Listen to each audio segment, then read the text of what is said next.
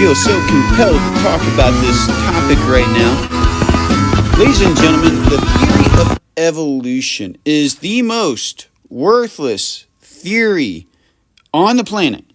It is not a helpful theory. It is not a useful theory. And I just felt like talking about it because of several different reasons. Partly because I don't remember what it was that came up the other day in talking to one of my sons, but it made me rethink things, whatever topic it was that he brought up, namely because when he had mentioned it, I had to rethink something. I can't remember what it was, but I remember thinking to myself that, oh, maybe I'm thinking about this the wrong way, because when I was in school, high school and college, I've been so indoctrinated into the theory of evolution that even though I do not espouse the theory of evolution, there's certain tenets of it I just naturally accept without even thinking about it. It's one of those things that just is in your subconscious mind that needs to be made conscious that, you know what, this is actually probably not consistent with my worldview. And so I had to rethink whatever it was that he was talking about in order to give him a good and sufficient answer. And it reminds me a little bit about this past Sunday, and it was something that I had to think about a little bit because who was it? I'm trying to remember who it was exactly, but the question came up again. It has come up numerous times now that, who cares how people live their lives? Who cares what people do in their own house without your observation, without your knowledge, you live your life your way and they live their life their way. And I got thinking to myself, that's actually not biblical. That is not biblical at all. In fact, granted, I'm going to say that in New Testament times that we're supposed to have grace toward people and so forth, so don't get me wrong with what I'm about to say. But what I'm about to say is that when we look inside of the Bible, particularly the Old Testament, and we look at a story as simple as after Israel defeats Jericho, they go on to conquer Ai, a smaller settlement, community, nation, city, whatever. And so they send a small contingent of people to conquer Ai, and it turns out they can't do it. They get defeated. And they find out the reason why they get defeated is because God removed his blessing upon the Israelites temporarily because a man by the name of Achan had sinned against God by not being obedient to God, that after they destroyed Jericho, he took some of the plunder. They were not supposed to do that, and he did. And it affected the entire camp. And so when we talk about this, I also think about in terms of Sodom and Gomorrah, the spread of depravity that happens because of disobedience to God, undermining God's word, undermining God's authority. Well, evolution is one of those things that gets so deeply rooted in our brains if you grow up in a public school system learning everything they teach you, that you just kind of naturally accept just certain things. Like, for instance, the age of the earth, or when dinosaurs lived before people, or whatever it might be. You just grow up believing those things, understanding those things, because you don't know any other way. And the first time that it ever came into question, any of these teachings, was when I was in college and one of my friends approached me outside of college when I came back home and said that, Bill, you should listen to this creationist talk about creationism with me. And my reaction was, but my science teacher told me that creationism is not science, that I can believe it if I want, but it's not science. And then I listened to the creationist talk, and lo and behold, everything that he was talking about was science, and it blew me away. And it was undergirded by, maybe the other way around, I don't know. It was science undergirded by God's word. And given the options of believing secular, humanistic, atheistic science versus God-honoring, biblically based science, what do you think I want to choose to believe in as a Christian? Well, as Christians, we should choose to believe in science that is backed by the Bible, that is revealed through Scripture, not through science as understood by people that don't believe in God. And it's detrimental even. It's very detrimental. We are eons behind in terms of medicine because we are not following the biblical pursuit, the biblical understanding of creation in trying to combat diseases and viruses and so forth. It's one of the biggest areas. I mean, when we look at things like just vestigial organs, for instance, for so long we thought that certain organs were vestigial, the appendix, the tonsils, and so forth. The people were just getting them removed for no reason at all, because the scientists, the doctors, were all saying, you know what, useless organ. It doesn't function anymore because this is a vestige of our evolutionary past. So if you want to, we can remove it and no big deal. But it wasn't true. That actually they are not vestiges of the past. They actually do have function. And even though your body can live without them, it's better if you keep them. And yet so many people have had their appendix and their tonsils removed for no reason whatsoever, other than the idea that, you know what, you don't need them, and all that's going to happen to them over time is they can get infected and you have to get them removed anyway. So evolutionary science has really, really damaged an awful lot of things, awful lot of studies. And kind of give this next point a little bit more of a fun sort of twist to it. Lately on the internet, on social media particularly, there's this thing going around about a gorilla versus 100 men. Who would win between a gorilla and 100 men? Now, I don't have a dog in the fight, to tell the truth, but I think that people grossly overestimate the capabilities of a gorilla. I truly don't know. I mean, one-on-one, person by person, yes, a gorilla can tear any human being limb from limb. And there was even one that proposed Eddie Hall, one of the strongest men on the planet right now, as being somebody that could really sway this battle in favor of men.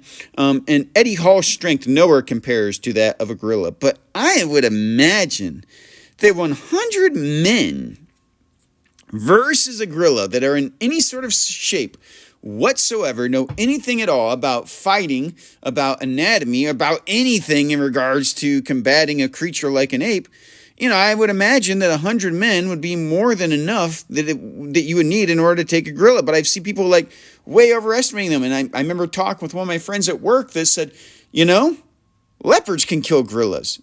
Amen. Leopards can kill gorillas. I mean, I think that we way, way overestimate the power of gorillas, and I don't know why. I think that might be in part because of movies like King Kong or Planet of the Apes, or maybe it's just because we have this connection with gorillas, with other primates, so to speak. I don't really like referring to us as primates, even though maybe, I don't know, anatomically maybe we are. I don't know.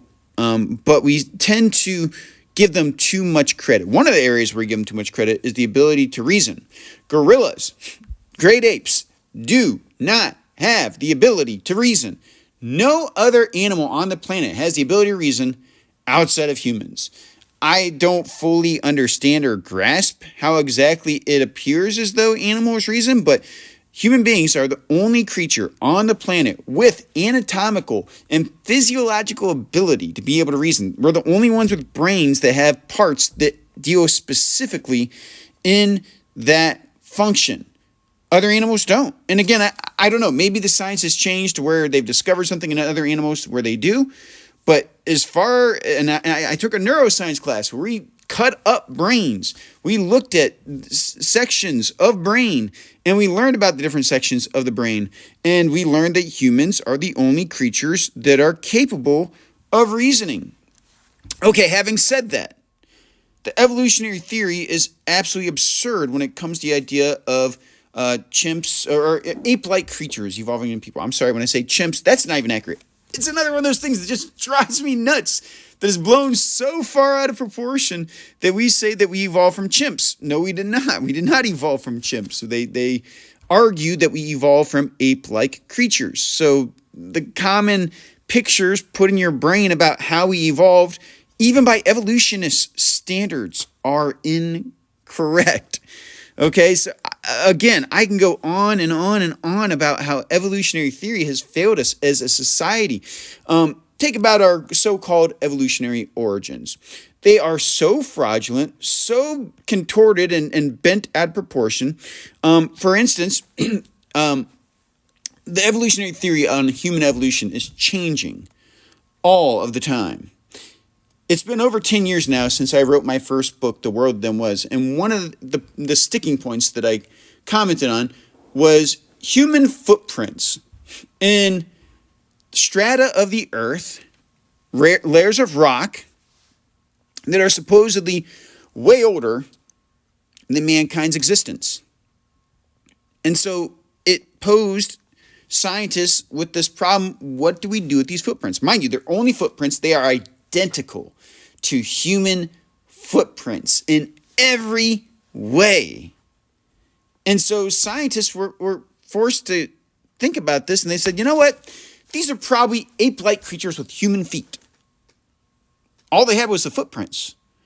But they assumed that since this is in a layer too deep to be in their minds, their biased minds, humans, they said, okay, well, these feet clearly belong to an ape-like creature because humans didn't exist back then. Therefore, they belong to ape-like creatures with human feet. So we have to rethink our whole theory on the evolution of human feet, primate feet, in order to accommodate for the evidence. Wait. The evidence is supposed to drive your theory. The evidence is supposed to say, okay, these are clearly human feet. So maybe our conclusions on human evolution are just wrong. Maybe we need to rethink human evolution as a whole. Did humans evolve? I mean, were these fully formed people that made these footprints? The only evidence they had suggests yes. Why wouldn't it suggest that they were made by fully formed people? Next one, Neanderthals. This was a fascinating one. I also mentioned about it inside of my book, The World Then Was, where, by the way, I saw a meme not too long ago about, that was mocking creationists and mocking people that don't believe in evolution or human evolution. And it posed a picture of all these different skulls. And the quote at the top was, there is no evidence for human evolution. And then it said, but what about these? And it had like all these different skulls. And my goodness, if you are indoctrinated in such a way that you look at these skulls as being transitional skulls, my goodness, you are way out in left field. They are not transitional skulls. When you look at the skulls, when you look at the analysis of the skulls by other people, by scientists, you will see they lean to the idea that either these are ape skulls or they're human skulls, or they're more ape or they're more human. Now, in all fairness, there is some difficulty with some of them, but the reality is these skulls are really, really smashed for the most part. So it's hard to really piece them together accurately. And sometimes skulls are reconstructed in a manner that's based on just a tooth, okay? So sometimes it's not even the whole skull they actually have. It's a tooth, and there have been some pretty amazing hoaxes deduced from a tooth that turned out not even being a human tooth or an ape tooth, but a pig tooth. So it's remarkable what sorts of things they come up with. And on top of that, most of the times, these skulls are either 100% human or 100% ape. And that's not to rule out the idea that some of these species of ape are extinct. Or, for that matter, that there are certain human varieties that maybe well, you know what? I'm going to tackle this in this way. Human skulls are not 100% uniformly identical. There are differences from person to person, even though they might be slight. But even when we start getting into diseases and people with disabilities, sometimes you have some pretty drastic differences in the skulls. Sometimes where you live affect your anatomy. I mean, it's just so, all this stuff they leave out. But then again, what would they do with that? They would say that, well, that's evolution. I would say, no, that's adaptation. It's still a human being, but you see what it does. This is why things like the Holocaust happen, because we start taking minor differences in the variation of different people and say that, oh, this is a subspecies. This is not actually human, to the extent that people like Adolf Hitler say that, you know what? Jewish people are not fully human. Or that slave owners back in America, way, way back, said that, you know what? Black people aren't fully human, so it's okay to make them slaves. They're nothing more than animals, right? Well, no, that's incorrect. We have to respect that God has made it very clear to us what is a human and what is an animal. And we're looking at skulls. We can't always tell all that well, namely because skulls are so like skulls we find buried in the ground under tons and tons of dirt are kind of hard to really recreate perfectly.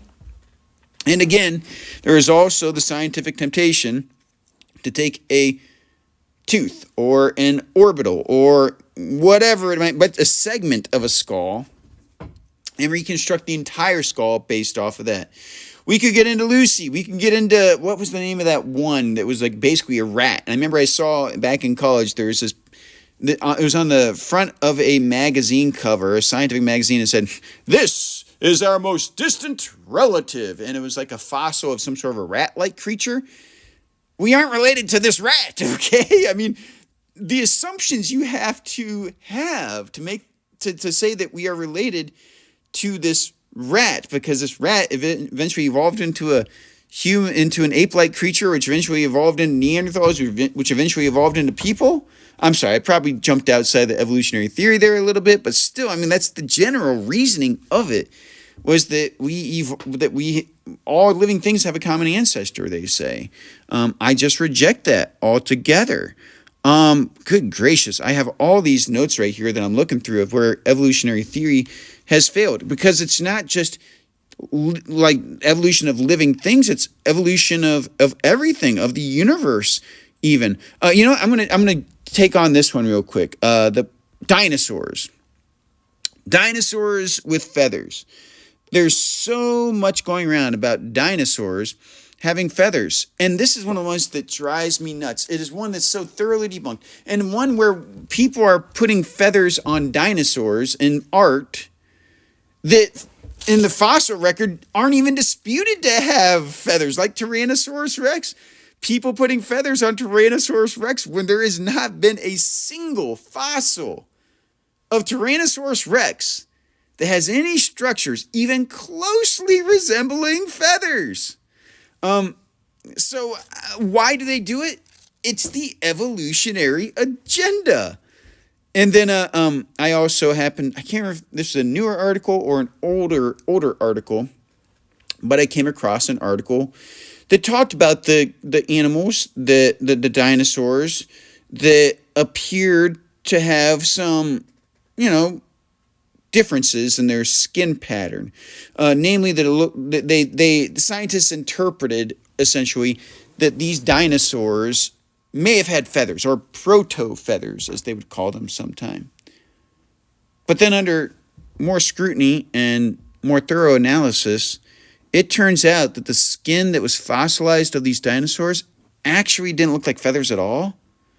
It actually looked more like skin that had been submerged underwater and started deteriorating over a period of time.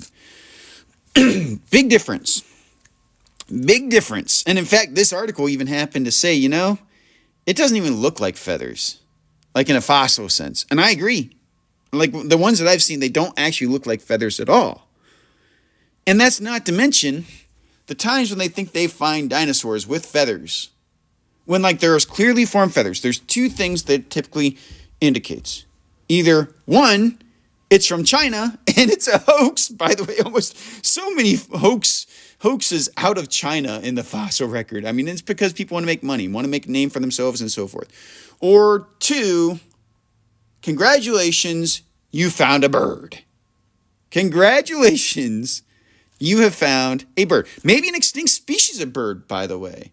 And it's okay to find birds in the fossil record that maybe don't exist today. That's totally acceptable. That's totally okay. But again, evolutionary theory says, well, that we know that birds evolved X number of millions of years ago. Therefore, if we find something with feathers in the fossil record dating back to the time of the dinosaurs, according to their own reasoning, well, that's a dinosaur with feathers. Can't it just be a bird? It can just be a bird. And again, it boils down to that again. Either most cases, it's either 100% dinosaur they found or 100% bird. And that's okay. But again, we have to understand it through the lens of using just reasoning, not trying to push an agenda. And not just reasoning, just based on facts. I think I've already rambled on probably too long. I wanted to get into climate change.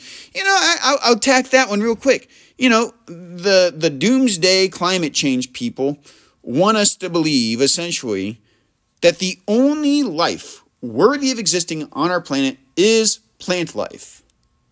Well, what's ironic about this? I saw something the other day talking about how we need bees to sustain our plant life. It's like, come on, people.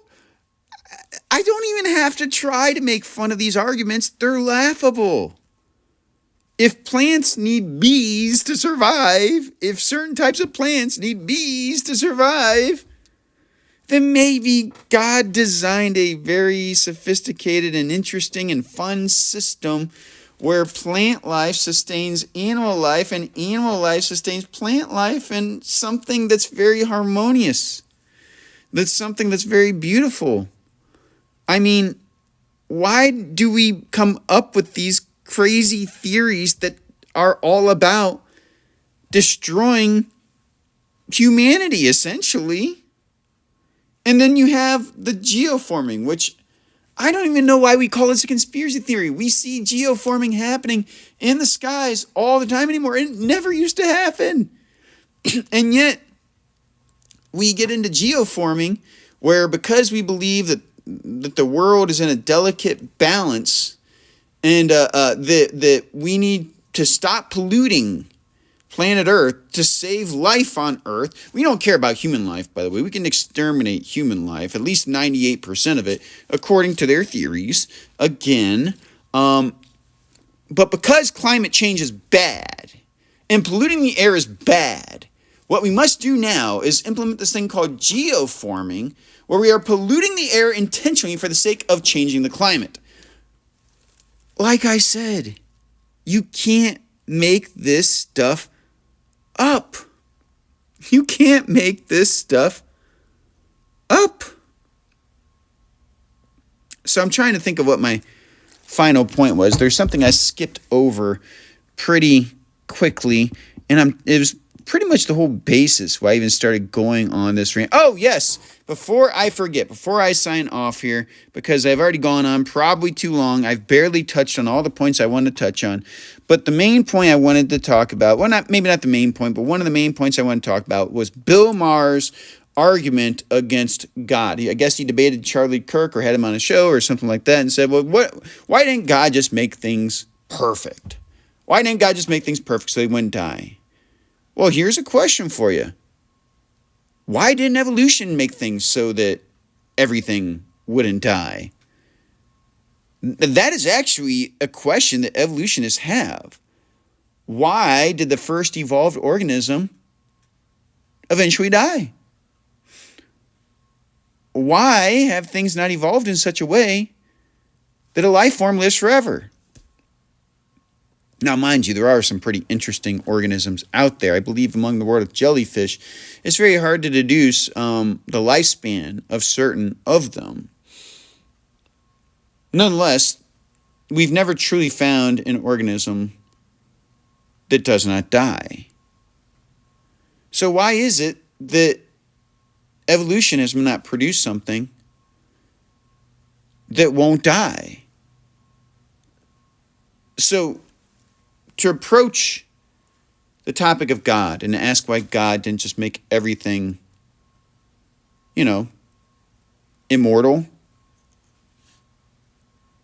you have to forget the worldview that the Bible endorses.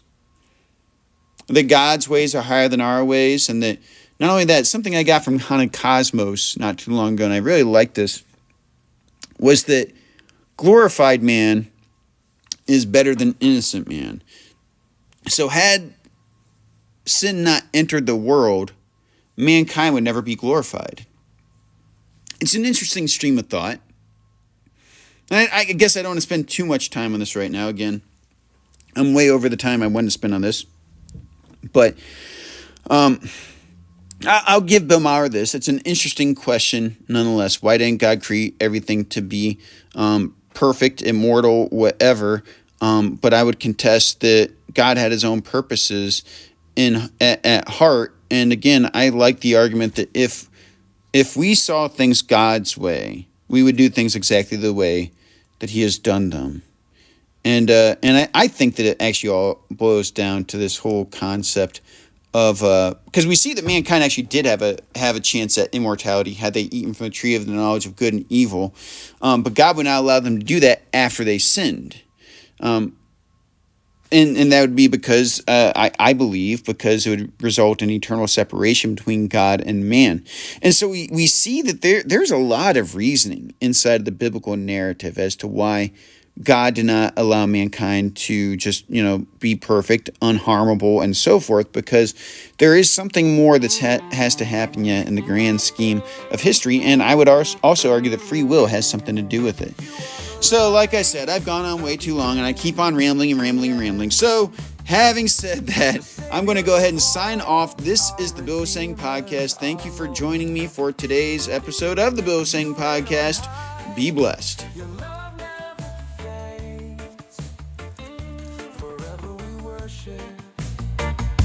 The one who said